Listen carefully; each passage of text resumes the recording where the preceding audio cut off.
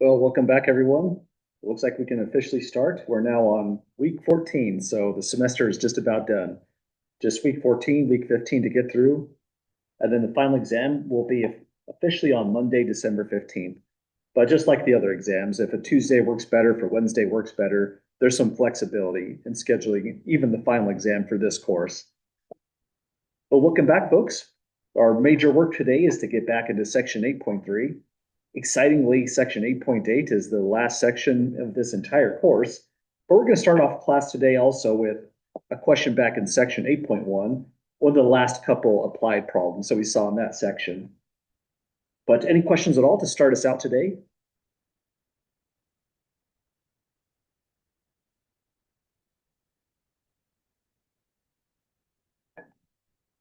Okay, maybe just a couple quick announcements additionally before we jump into that 8.1 question. If you're looking further down into the Canvas webpage, scrolling down, we're going to be finalizing our work on this week here. And now the finals week is also pretty much set up as well. The final exam date is indicated. It's going to be our first 2-hour exam for this class. So we'll be discussing strategies and ways to think about what a 2-hour exam looks like. But aside from that, it's going to be the same kind of deal. It is closed notes like the other exams. You do need to have a scientific calculator to bring to you with you on this exam. What is a little bit different about this exam is the math department graciously allows for this one exam a one-page formula sheet. I have to write it out. So this is the formula sheet, which is essentially going to be the very last page on the real final exam. Here's what it looks like. Just so that we can focus mainly on the concepts, not on cramming our head with formula after formula. This is going to be the last page of the real final exam. You don't have to print it out or bring it. But when you do study the final exam, you probably do want to have this just available to look into, maybe on a second screen, maybe even print it out, since you'll want to be kind of familiar with everything, where everything is. It's going to be printed out in exactly this format. We'll have the basic identities working through the addition formulas, double angle formulas, and the trickier half angle formulas, a handy table for the inverse functions, and the same first quadrant that we've been posting on the rest of the exams. So if you have that sheet ready to go when you're studying, you'll know where everything is. And you also know what concepts do you have to have memorized as opposed to what's provided there. I have some additional final exam questions, versions 1, versions 2. But this one, the sample final exam, this is the real final exam that I gave the last time I taught this class. I don't remember exactly when that was. Let me open it just as a refresher. So this was the real final exam in spring 2024, the last time I taught this class. So you can look into this exam to get a really good feel for what does a 2-hour exam actually look like in this class, focusing on pacing, what the concepts and questions would really look like. But I think that's my 3-minute wrap up of announcements. Any last questions at all, folks, before we start today?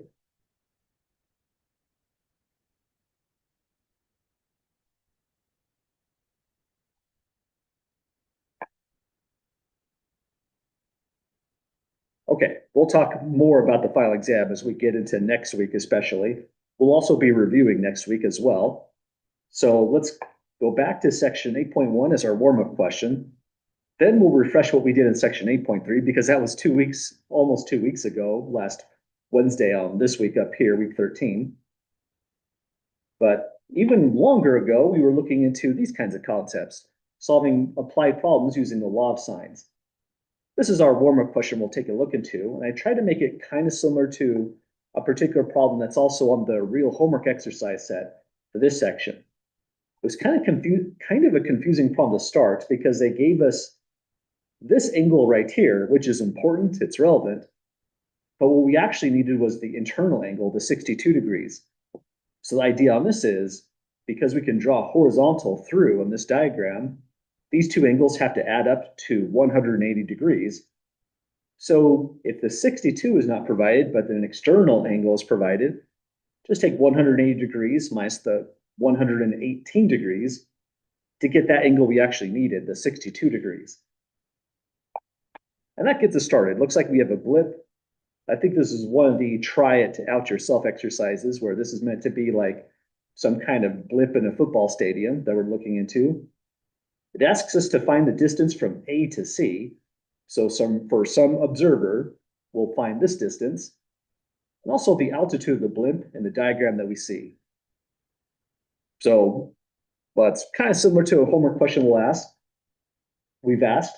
And it's also a problem you should expect something similar to this, maybe a law of cosines version, but some kind of diagram from either section 8.1, 8.2 that you can expect on the real final exam as well.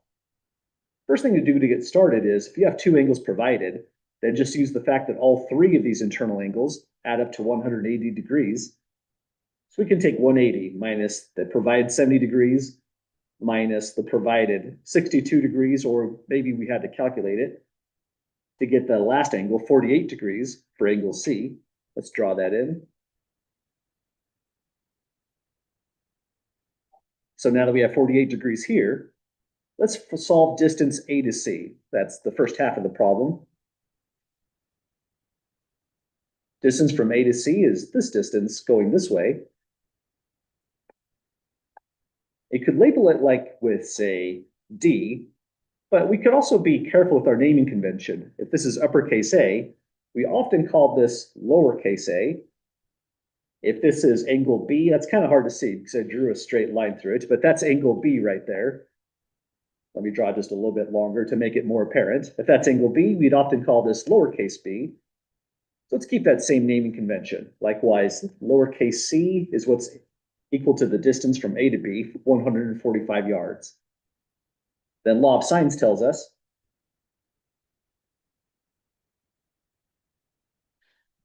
that the angle B divided by sine of the angle B, so lowercase b divided by sine of 62 degrees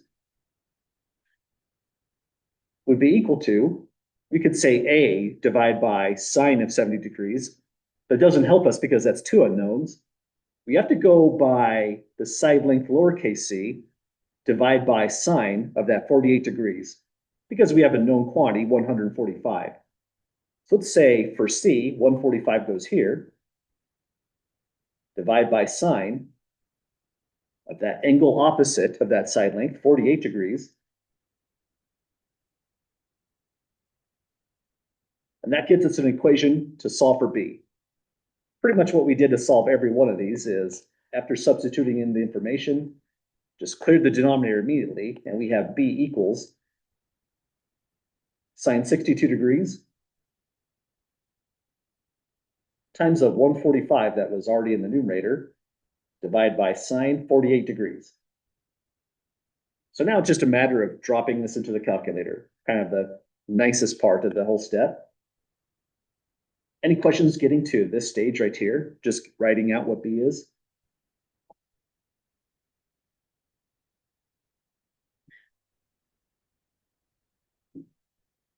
Okay, now back to the calculator. Because it's been a long weekend, you probably want to double check. I should double check here. Forget where to do this. I need to be in, there we go, degree mode, since my information's in degrees. So double check that as well in your calculators. And reading this out left to right, we have sine 62 degrees times 145 divided by sine 48 degrees. And this comes out, I didn't say anything about rounding, so we'll do the sensible thing. Let's round to the nearest tenth. 172.3 yards.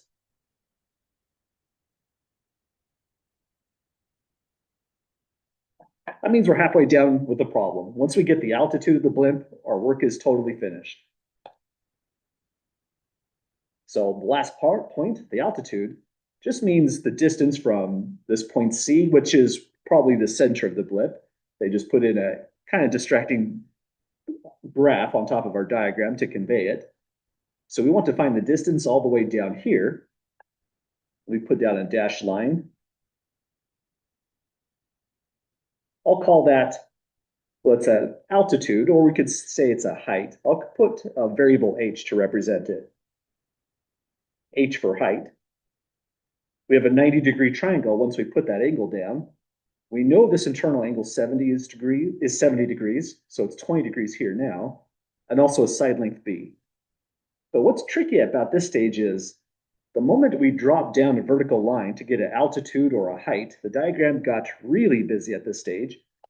So the next strategy here is let's abstract away from this diagram and just draw a brand new one where we focus on that distance or that height or altitude, however we decide to call it. So let's use this arrow to convey we're popping up the diagram into just a now more sterile looking but easier to focus on right triangle. Here's where the height was. Now it's a solid line.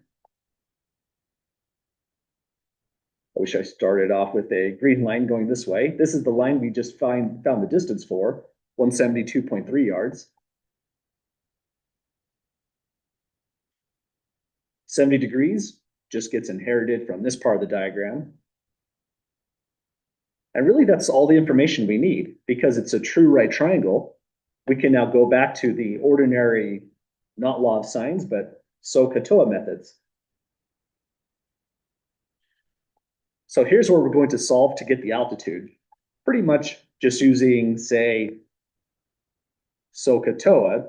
Using SOHCAHTOA is tricky if we don't carry down that variable h for height as well. So let's put it in the diagram. Reminds us what we're calculating. So now back to that angle. Wouldn't want to use cosine because cosine involves the adjacent side down here where the red dot is. It was 145 yards, but now we would have to calculate that once we cut the diagram right here and end from here to here on that length.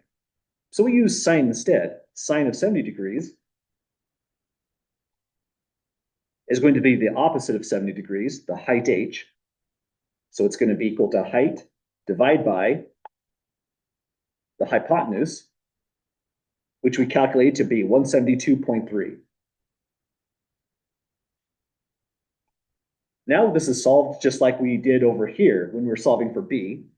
We could multiply both sides by 172.3. It's just half of a cross product. And now the height, let me scroll down once again. Height is going to be equal to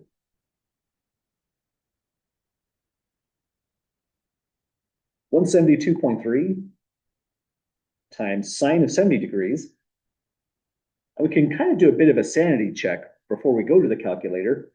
If this length from here to here is 172.3 degrees, the actual height coming all the way down, the altitude, should be close, but it should be slightly less than that value. We got something bigger, something doesn't seem right, even down on the right triangle. The hypotenuse was meant to be the largest length. So let's see if that pans out. We need to take 172.3 times sine at 70 degrees. And that seems about right then. It comes out to 161.9 yards. So height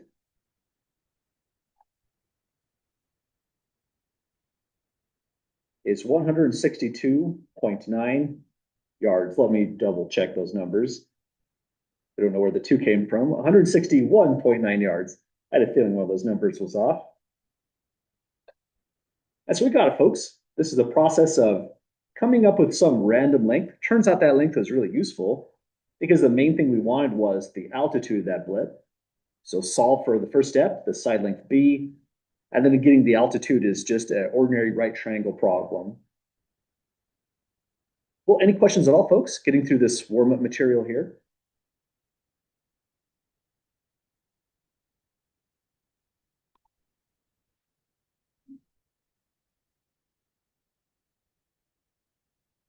Okay, well, that's our refresher on law of sines.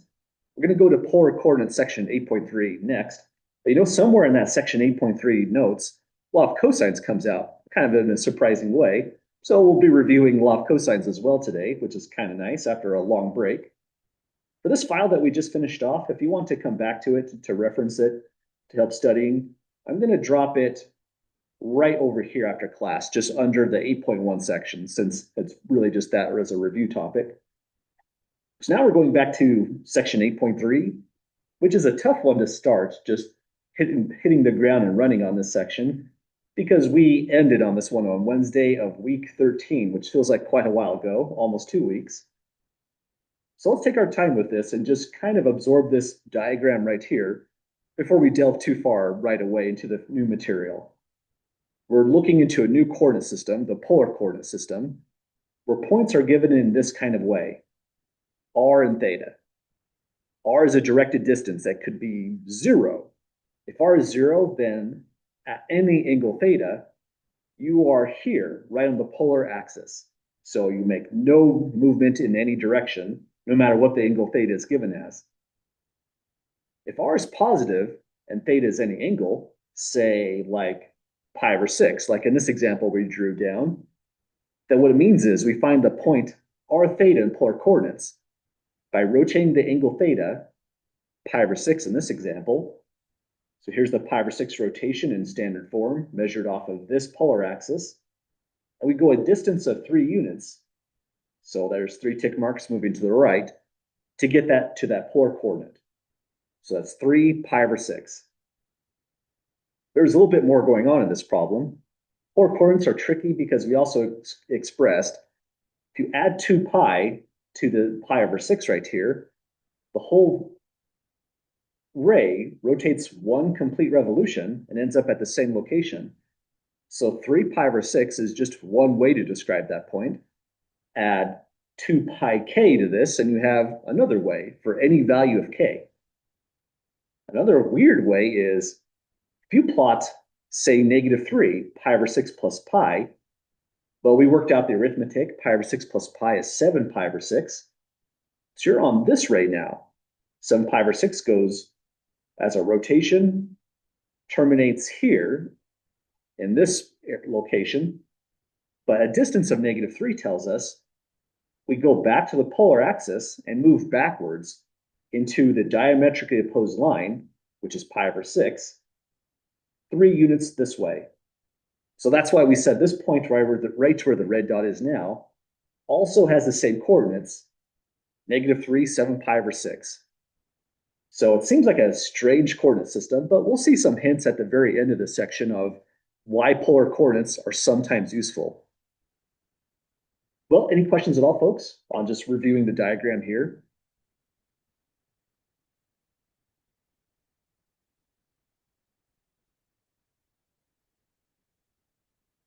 Okay, some of the first problems we're going to do in this section are really just conversion type problems. Plot the polar point, convert it to, say, rectangular coordinates or Cartesian coordinates, and vice versa.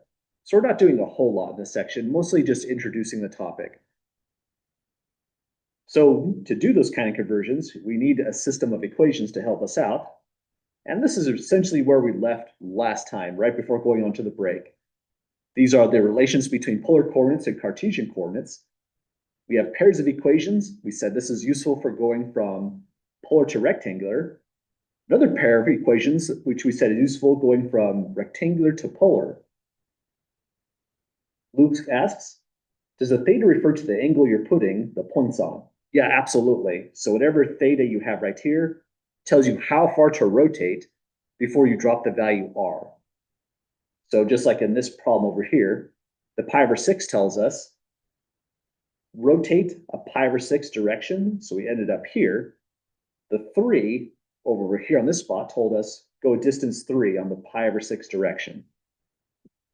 Does that make sense with that question there? Yeah, absolutely. And in the generic diagram, here's what we drew just to tie that idea together. If you have a random point here, r theta, it means we rotated distance theta, but then our point could be anywhere along this line and anywhere along this opposed line as well. If it's a negative value, it's out here. But if it's a positive value for r, you're somewhere out here. So the r, the first coordinate, is saying the distance you go and whether you stay on the same ray or not. And theta says how far you do have to rotate before you put a point down, either on this ray or somewhere on the opposite end out here. Well, next thing we're going to look into is what these equations are trying to say. Because we're trying to convert between 2 different coordinate systems, probably the best thing to do is start by plotting both of those coordinate systems. So here is the first coordinate system, the polar coordinates. And this is all it is, just one big polar axis. But we've noticed when we look at that thing, let me put it just a little bit more space here. You could also superimpose the XY coordinate system. In fact, when we measure our angles off of this in standard form, we often think of this as overlapping right on the x-axis. So on top of the polar coordinate system, here's the ordinary XY coordinate system. Kind of just overlap them to convey they're overlapping each other in that way. So here's the x-axis and the y-axis. We'll have a point in polar coordinates r theta. So let's start by just plotting that point.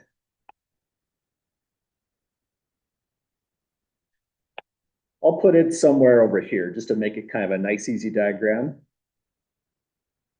So if my r theta polar coordinates is here, that means there's a ray that comes out at angle theta measured in standard position. And the r value here is just the distance from the pole right here on the polar axis all the way to this terminal point.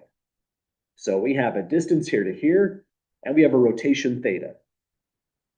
But if you look at this really carefully, there's a right triangle inside here somewhere. Once you drew this line, this ray at angle theta, you can drop down a perpendicular. Now there's a right triangle in our picture. Let me make that more obviously a square. And if we're trying to convert r theta into Cartesian coordinates, x and y, let's color code those. All that really means is we're just relabeling this same exact point that's been plotted in polar as xy, now in Cartesian coordinates. But the moment we put down xy, and we have both an x and y axis, we have even more on this diagram. It tells us that at this point right here, that's the x coordinate, x itself. At this coordinate right over here, or this position right here, we have y, so there's a y coordinate, 0y, right at that point. And now we have a pretty interesting right triangle.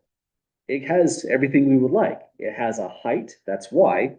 It has a length, that's x going this way. And it has the hypotenuse. That's how far you went up this segment right here, the distance r. But it's already a pretty busy diagram, so just like in our warm-up problem, to really focus on how to get these equations, it's a good idea to abstract away even from this. This is just the connection between coordinate systems. Let's focus on the right triangle itself as its own thing now.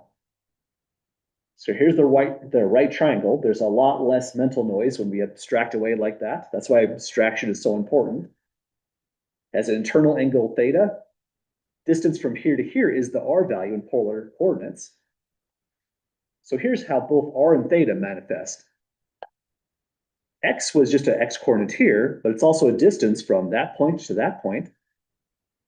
So it's just the length of this leg down here on this right triangle. Likewise, by the same logic, the height of this leg right here is just y. And then once we put down that information, we can just reuse SOHCAHTOA yet again. It's the mnemonic that just keeps on giving. So let's work out that mnemonic. Well, first the so part of SOHCAHTOA says sine. It would have to be sine of an angle. We're focusing on the angle theta. It would be O for opposite, but the opposite is just the y value. Opposite of theta is this side length here, y. H is the hypotenuse, but our hypotenuse is just r in this diagram. So it's y divided by r. So that's the first part of SOHCAHTOA. Running out of space, so I'm going to do it vertically instead of horizontally. Let's redo this again. The CAH part of SOHCAHTOA. Hypotenuse is still r. But the A is referring to the adjacent side to angle theta, which is x. So it tells us if we do cosine theta, that's just going to be x divided by the hypotenuse, which in our diagram is r.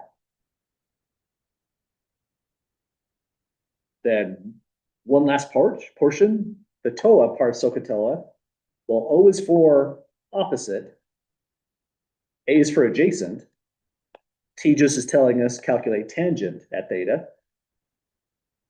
Tangent at theta is going to be opposite at y divided by the adjacent side, which is x. So just an ordinary right triangle, sure, it came from a pretty messy diagram, two coordinate systems just stacked on top of each other. But if you focus on the right triangle and use SOHCAHTOA, you get these three equations. Notice that the last equation is this one right here. Tangent theta is just y divided by x. So we get that equation right away, essentially for free. How do you get the other ones? Well, if we come over here, you can just multiply both sides by r, clear the denominators like we were doing in the last problems. This equation would then imply immediately that y equals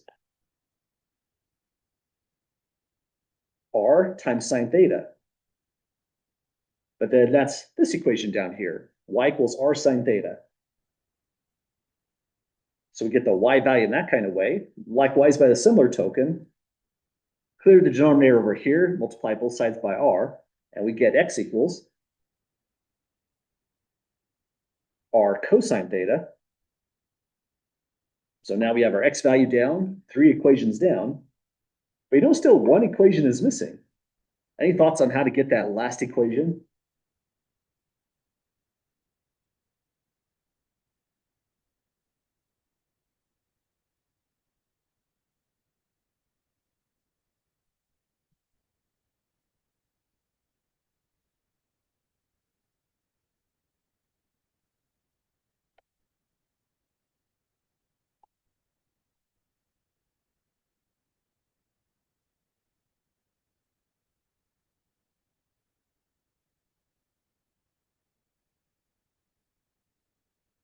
The hint to get to that last equation that we're looking at there by the red dot is there's still one more tool that we haven't actually used. We've used the polar coordinate system, we've used up SOHCAHTOA, but you know the last trick that we haven't quite used yet is good old Pythagorean's theorem. To use Pythagorean's theorem back on this, you get that relationship we're looking into. So Pythagorean's theorem will tell us that the hypotenuse squared, but hey, that's r squared in this diagram, will be equal to the other side lengths squared added together, the sum of the squares of the legs of the triangle. So r squared equals x squared plus y squared.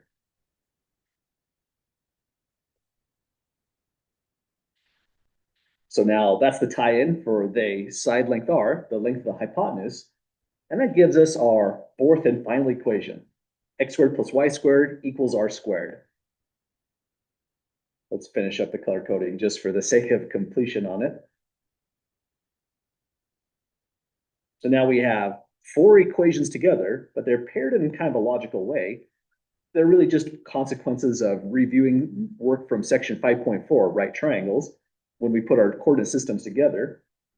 Like we mentioned before, these two equations are nice because they're going to take a polar point, or theta, and just directly crank out what x and y have to be.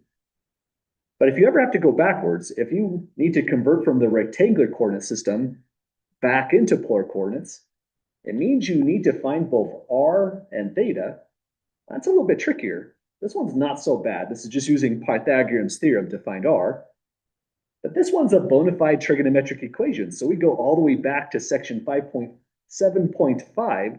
We may have to use a calculator like we will in these notes to find that angle theta. So the next part of the notes is really just practicing converting between one coordinate system and another, practicing out these equations. Then we'll end on a couple applied problems at the end of the notes. Any last questions or comments with any of these derivations?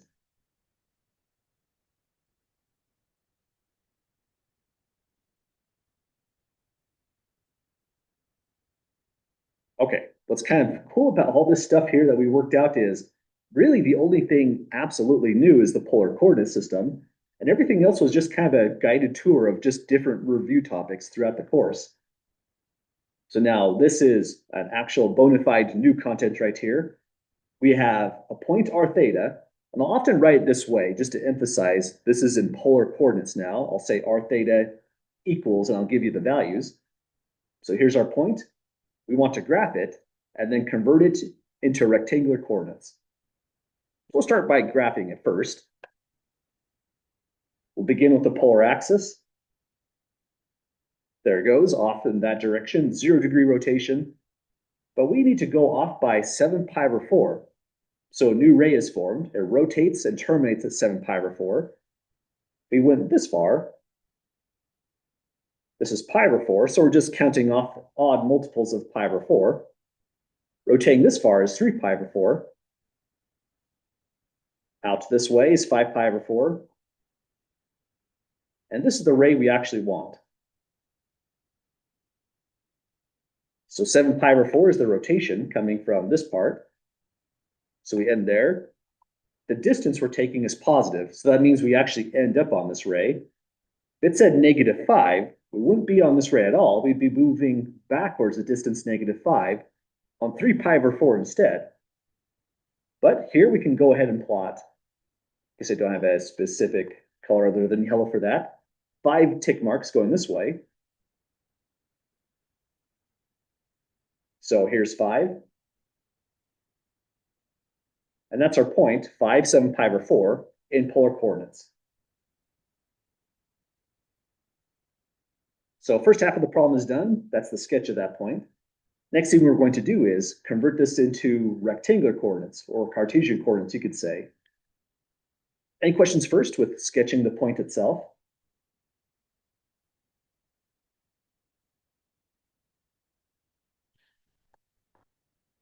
Okay, so now for the conversion, although you don't have to do this part, it's sometimes helpful to see where things fall.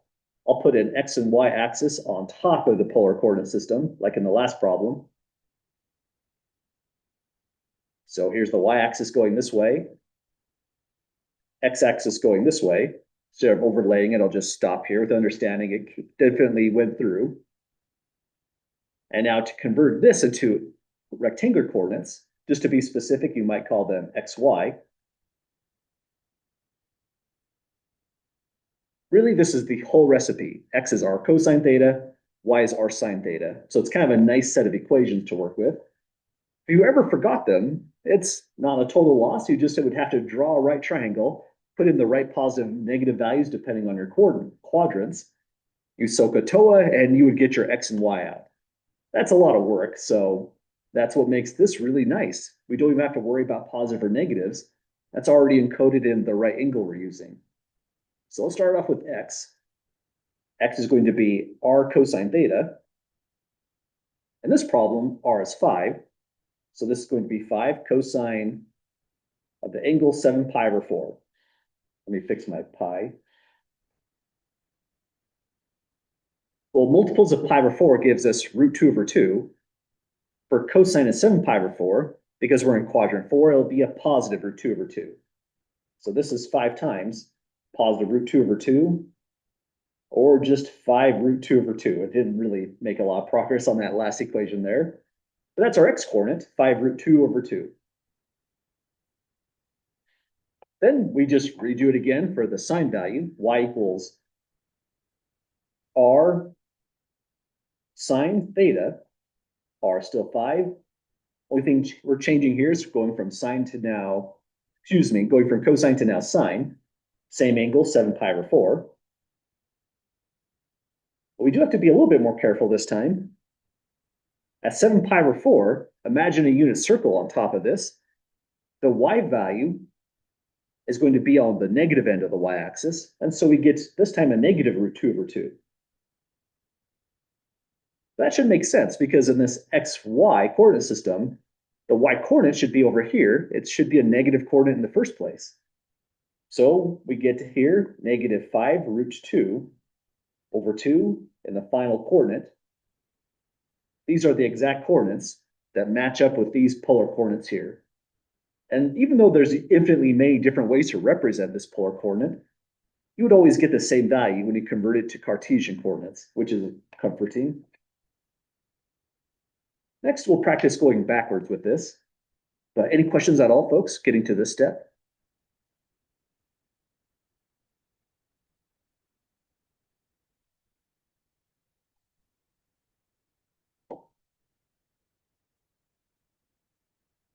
Okay, here's our next one to try out. Same sort of problem, but different direction.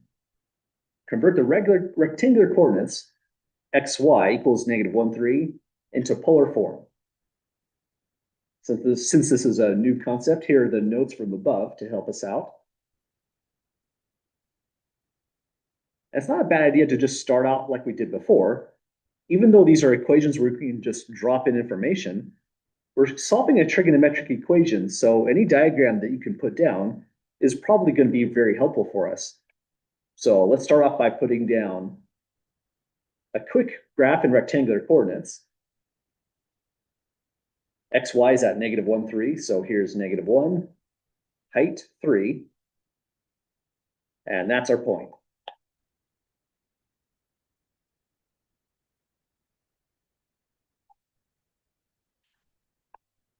But now when we go to the polar coordinate system, this point here is the pole as opposed to the origin. Going this way is the polar axis. I didn't really draw that original axis too well. Let me see if I can fix it. There's the polar axis. We need an angle that gives us this rotation here, theta. We also need the distance from the polar axis to that point here in black. That'd be the r value. So now we're looking into both r and theta in this diagram. Calculating r is not too bad because really this is just Pythagorean's theorem again. You can drop a right triangle, do it from scratch, but this is the punchline every single time you do that. So let's just use the equation as we see it. We can say that x squared plus y squared is the value r we're solving for squared. Plugging in the information, we're taking -1 squared plus 3 squared to get our r squared value. So this is going to be 1 plus 9, 10 equals r squared. And ordinarily, when we go to take the square root, say if we're in section 8.1, 8.2, where we're dealing with triangles with definite lengths, we didn't really use the negative root at all. But this section is different. Recall r can be positive, negative, or 0. So when you go to take the square root of this, you might want to keep both signs as possibilities. So this is either positive or negative square root of 10 equals r. So recall r can in fact be negative.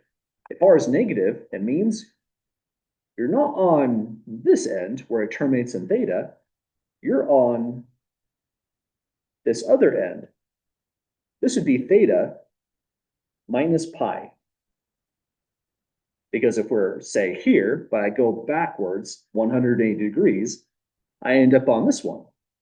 So if you end up using the negative root, then you're going to be on theta minus pi as a distance. If you use the positive root, you're going to probably be on this one right here. In either case, we have to solve what theta is in the first place. So that takes us to the second equation. Tangent theta is y divided by x. But hey, we're halfway there, almost. We just have to pick out which is the right value for r, the positive or negative root. Well, any questions at all, folks, so far?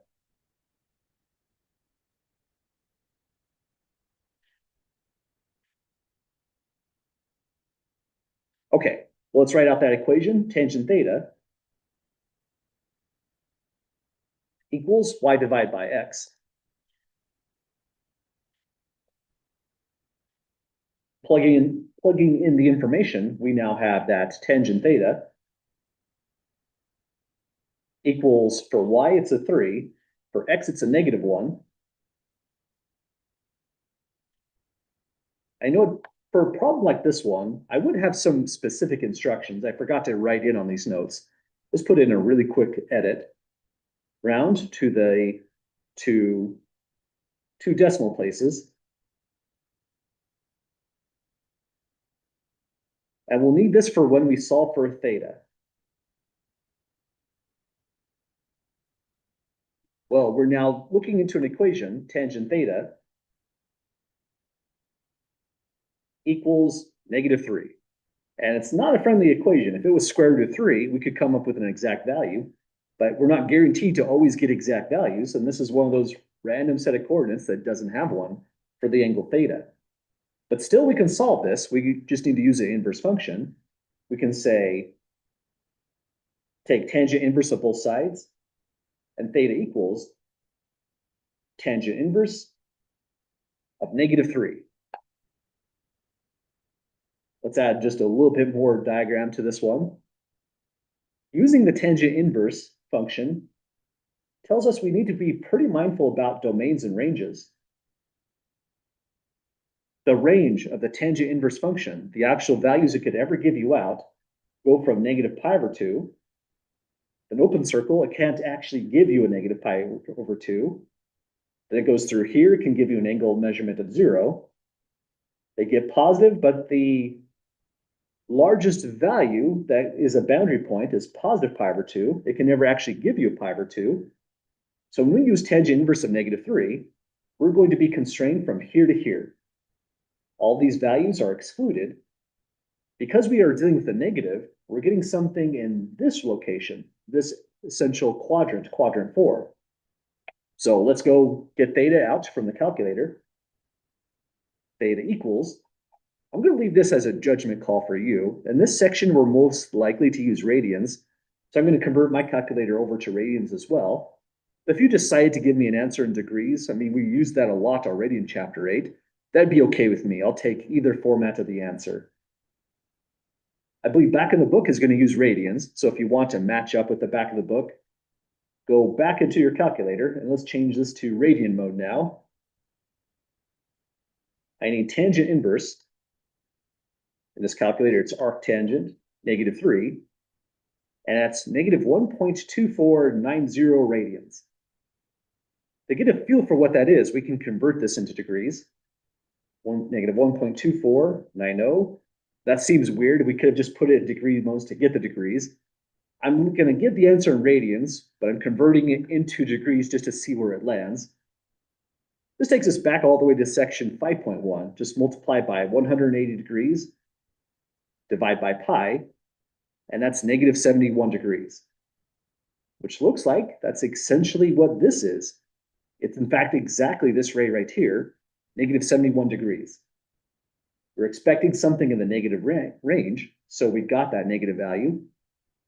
In radians, I'll keep -1.25, rounding to the 2 decimal places we baked into the problem. -1.25, and I'll just say rad here. It's optional, but just to be specific. That means this branch right here, theta minus pi, is also -1.25 radians. And this gives us a different form of the answer, potentially. You can just use this value right here, -1.25 radians. If you want to get the original theta, you can just take this, add pi to it to land back on this side right here. That'll give you the original theta. But, you know, this one works. You could just take the negative value, and what it says is, go on -1.25 radians, essentially -70 degrees, move backwards square root 10, so you end up right here. And that's a completely valid and fine way to indicate this point. So let's go this route.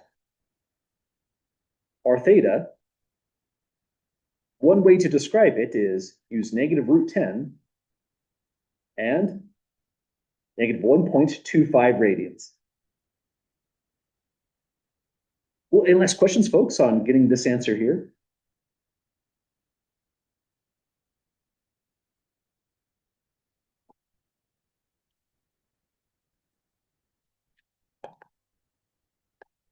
Okay, it's kind of a weird answer because, again, when you see r and you think of it as a distance, this seems like it's forbidden, but it's really an acceptable way to indicate this point.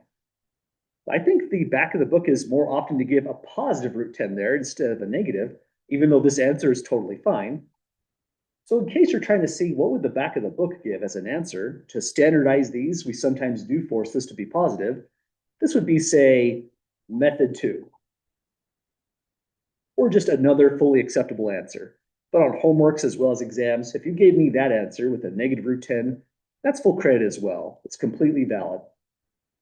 So we decide to go this route, we'd have to find theta from method 2. Our theta is going to be positive root 10. So it means we came up this branch, but we moved in this specific direction theta. We take the negative 1.25 from before, add pi radians. So this carries in. We get root 10, and checking the calculator, arctangent negative 3 is what gave us the negative 1.2425 after rounding. Add pi to that result, and we have 1.89 radians. 1.89. And just checking if this makes sense visually, let's take 1.89 radians, multiply it by our conversion factor, we have about 108 degrees, which looks like it's right based off this diagram that we drew here for theta. 90 degrees is here, and it just says rotate a little bit more, 108, almost 20 more degrees. So if you gave me this answer, that's probably what you might expect to see in the back of the book. That's totally acceptable as well. I made this one look like the more official answer because it's a perfectly fine stopping point. And if you knew that you could use a negative root 10, I think that's an excellent concept to be aware of as well. But done two different ways, that's the conversion going in the opposite direction. It's tricky because not this part, Pythagorean's theorem essentially, it's more this part. We're going back to section 7.5, solving a trigonometric equation. Well, any last questions or comments at all, folks? Finishing up this one.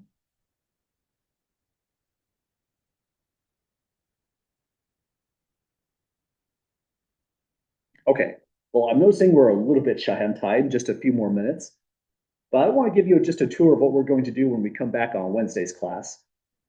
Example 3, we're going to plot 2 points, find the distance between those points. That's a pretty fair problem that you'd want to be aware of how to do in polar coordinates. But this is the problem that just turns into a really fast and quick application of law of cosines. So this will be kind of like a warm-up question when we come back on Wednesday. Then this is the next more applied side of this section's notes. We have to justify why we're practicing with the polar coordinate system, really. There's some really good ways to answer that in further on math classes. But what we'll do is convert these kind of equations in rectangular form to polar form, and vice versa from polar form into rectangular form, just to see something new the polar coordinate system gives us. This equation right here is pretty simple to specify in polar coordinates. Though once we convert it back into Cartesian coordinates, it just turns into a gigantic mess, which is surprising. Well, this is where we're going to end for class today, folks. Any last questions at all before we call tonight?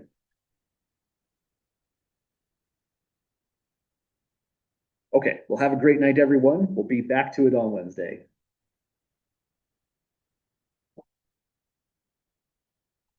Thank you for doing the example problem in the beginning. That helped a lot. I think I was doing it the hard way. Awesome. I'm glad to hear that. I'm very happy to help out. Yeah, it makes a lot more sense seeing how you did it. Appreciate it. Have a good night. Thanks, you too. Thank you.